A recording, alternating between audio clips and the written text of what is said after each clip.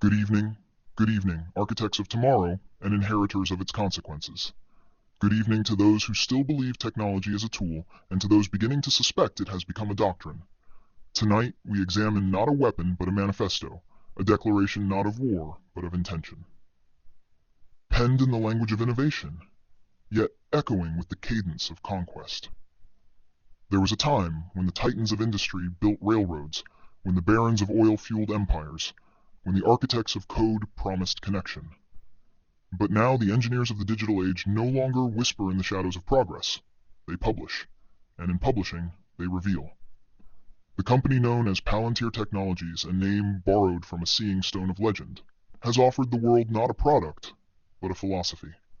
A 22-point manifesto, a blueprint, a warning, crafted in the image of its co-founder Alex Karp and drawn from his vision of what he calls the technological republic.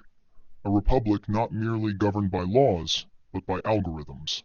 Its message is clear, though not gentle, that the future will not be decided in classrooms or courtrooms or even at the ballot box, but on battlefields shaped by artificial intelligence.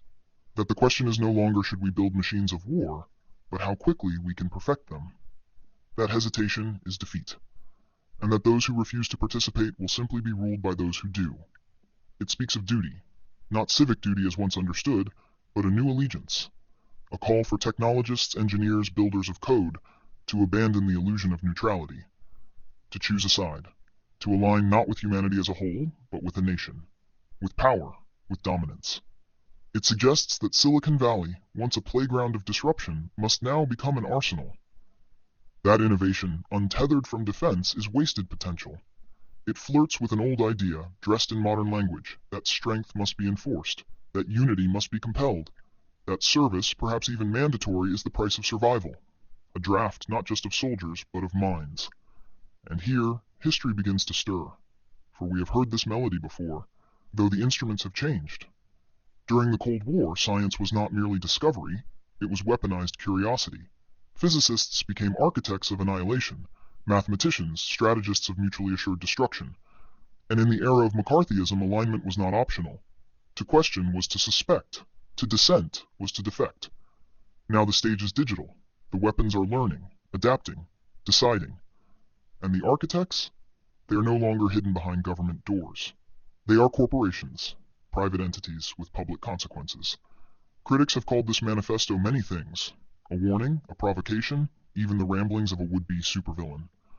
But perhaps the more unsettling truth is that it is neither madness nor satire. It is sincere. Because beneath the rhetoric lies a single, unflinching belief that the world is entering an era where power belongs not to the most just, but to the most advanced. Not to those who debate ethics, but to those who deploy outcomes. And so we arrive at the question, not posed by them, but demanded of you. What happens when the tools we created to serve us begin to define us? When innovation is no longer guided by curiosity, but by conquest? When the line between protector and controller is written not in law but in code? Will we remain citizens of a republic, or become subjects of a system? I ask you not to reject technology, for that would be folly, nor to embrace it blindly, for that would be surrender, but to see it clearly, to question not only what is being built, but why, and more importantly, for whom. Because history has shown us, time and again, that the most dangerous revolutions are the ones we mistake for progress. Good evening, and may you remain unseen, uncontrolled, and unmistakably awake.